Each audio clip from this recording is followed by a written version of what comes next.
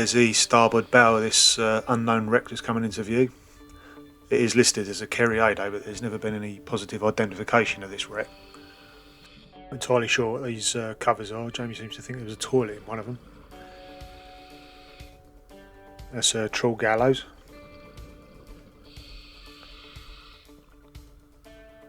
This is an old requisitioned trawler.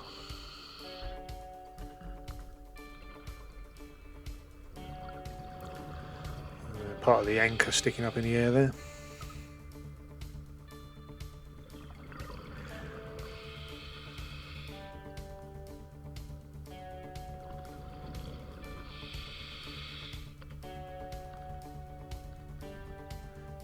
Just swimming forward over a couple of bollards there. Just behind those bollards you'll see there's like a skylight air vent.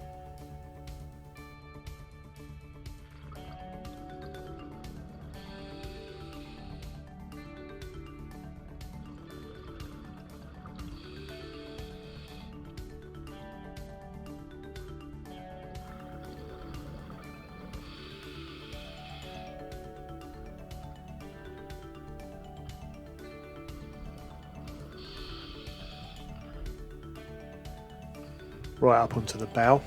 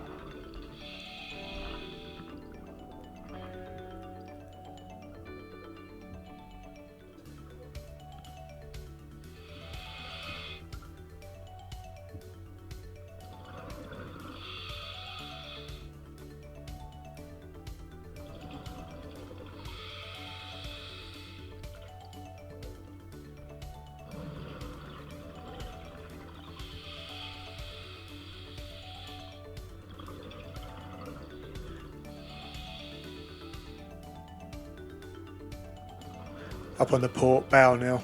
It's quite hard to discern what anything is because there's so much growth on it.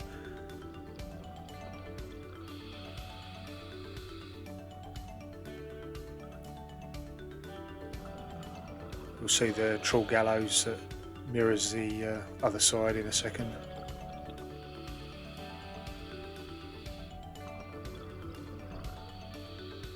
Which is what that is.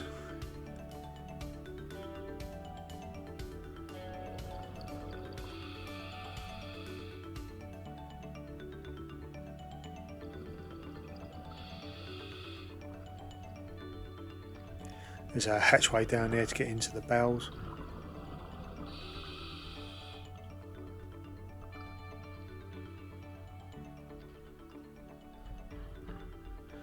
And that's the anchor that we saw part of sticking up as we dropped down onto the wreck.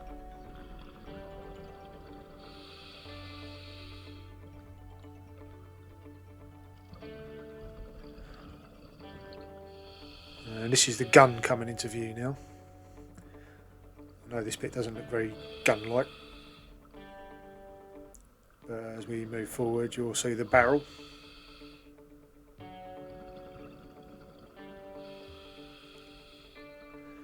£12 gun.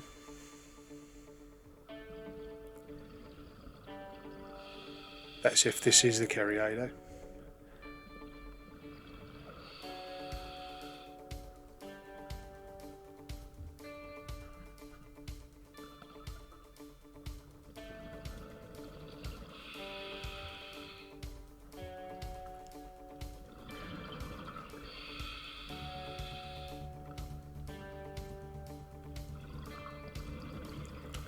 There's another hatch combing there. You can see the amount of sand that's built up around the wreck, where the wreck's sinking into the sand.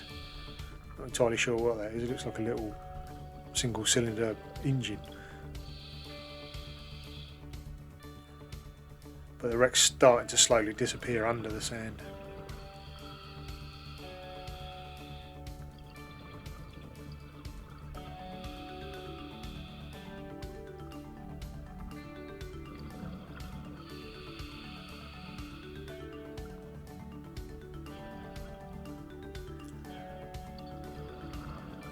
Use the winches, there's always winches. Coming down starboard side.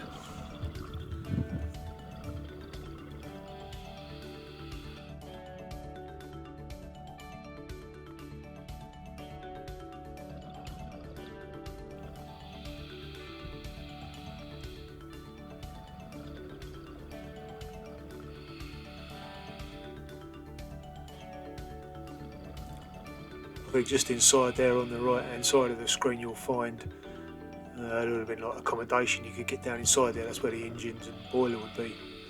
But you'll see in a moment just how much sand's built up, how far down into the sand the wreck has sunk.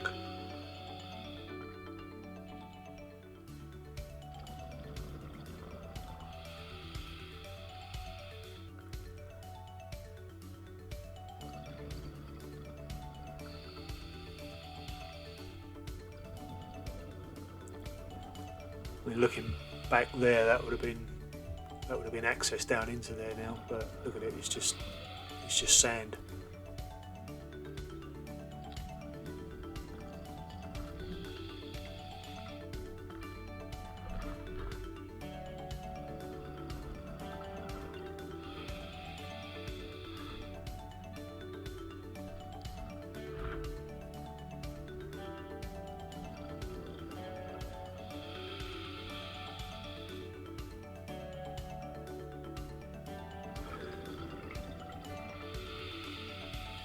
There's another sort of vent skylight there.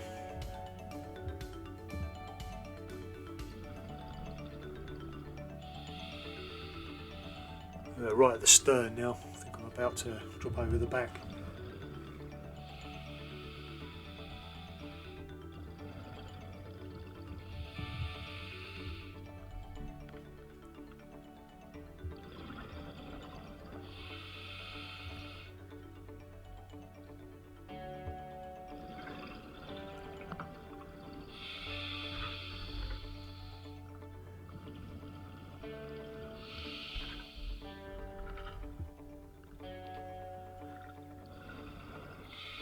There's a rudder down there and you can see two blades of the propeller.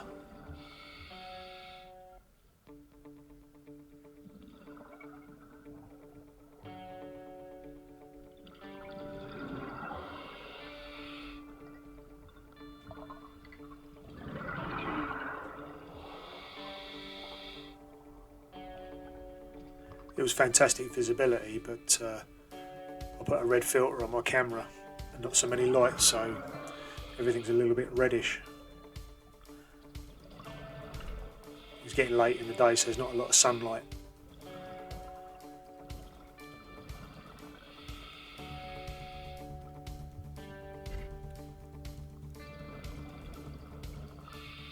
We'll just go with the tide now, back down to port side.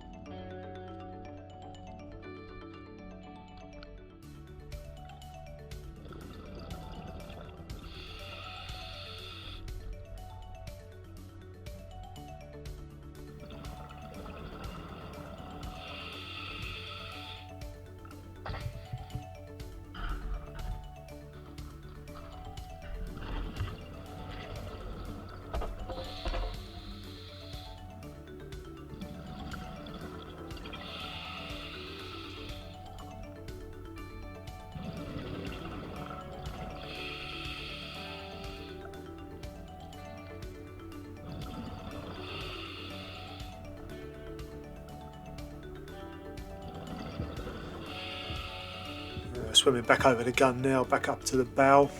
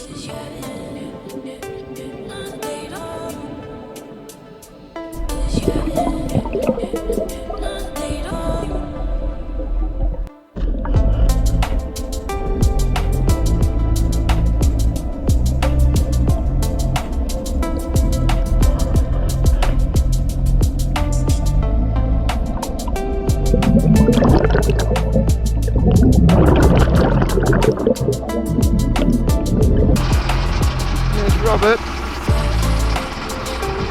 I need deco stop.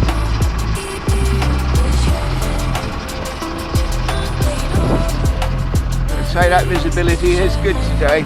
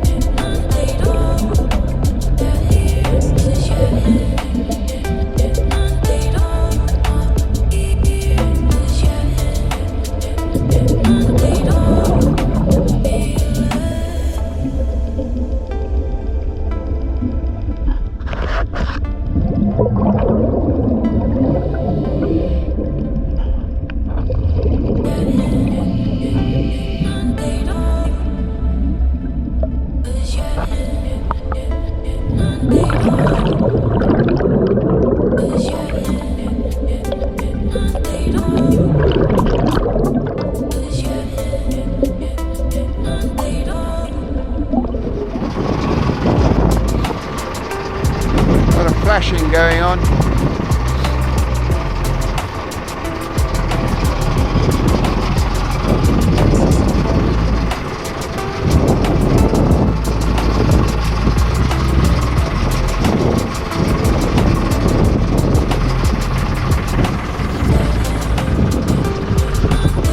Just off 10 miles offshore after servicing from the Kerryado. Very nice to see.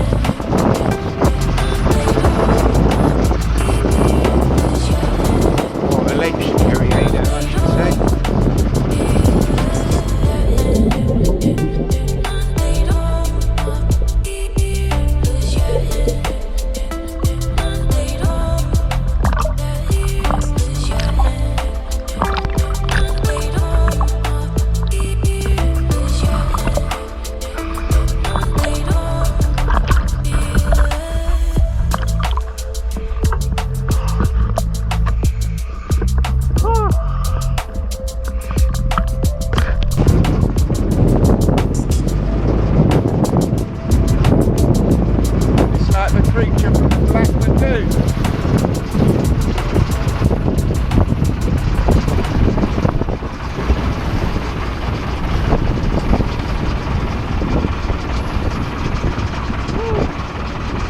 Yeah, it's cracking dive. Top of the draw. Oh, it must have been about 15 metres visibility out here.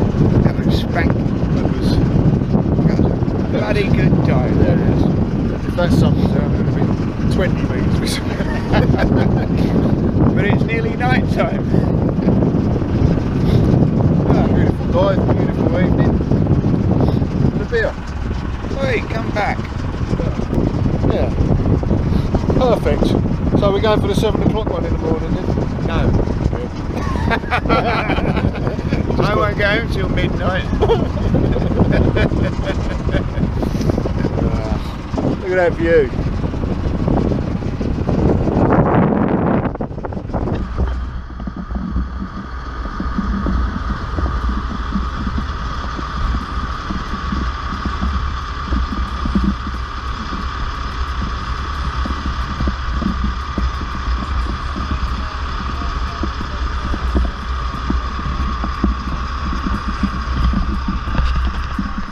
That's a small pocket watch that Jamie found on the wreck years ago.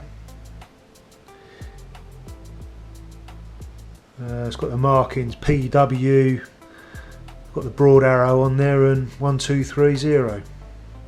I've looked it up but I can't find what that refers to. Did open it up to see if there's anything inscribed inside it, but there's nothing unfortunately, just a lot of rust and a few brassy little cogs.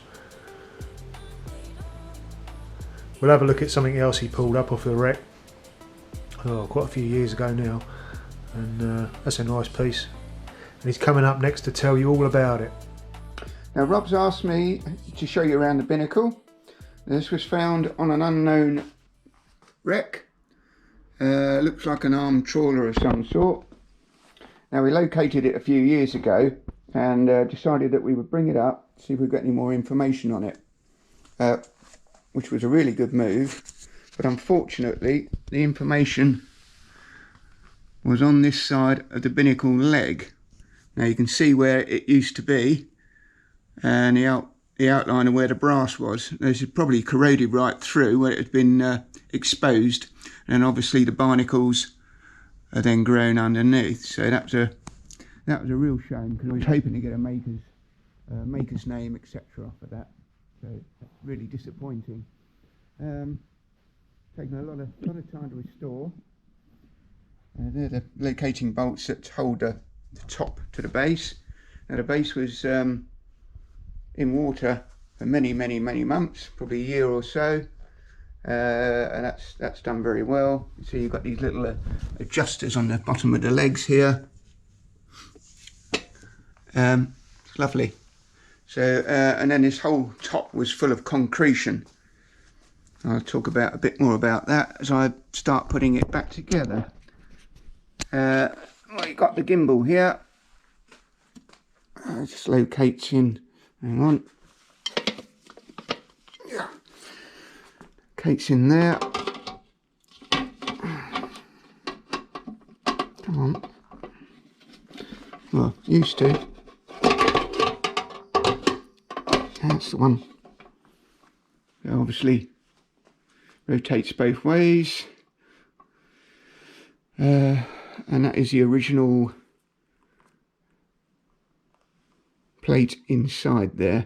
So that also gimbals on the top there.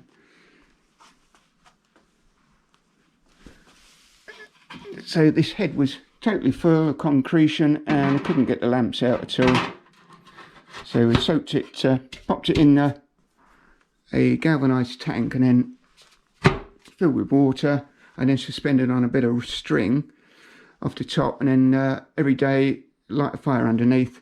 So all the expansion and contraction and the movement of the water, because of the heat in the water, caused movement. It gradually, very slowly over the weeks dissipated and just cleaned like this. So there's no brushing, no tapping of any sort. The whole thing came out lovely and clean. Here's one of the lanterns, and that's trademark Burton. I found some wicks for these, so, and I've put a little oil in there, so they're all in working order. They pop in there, and you've got the tops open up when you have them alight. Peep sight is obviously on the top, there's a cap for that. So what I'm going to do is just light this one up. Now it's I don't know if you can quite see that. It's a Burton burner of Birmingham.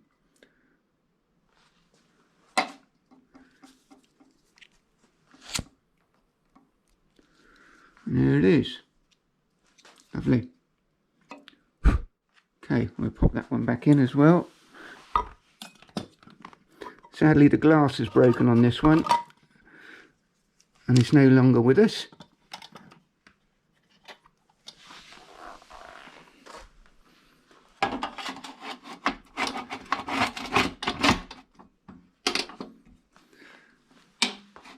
The wreck is still an unknown and one of our projects, so hopefully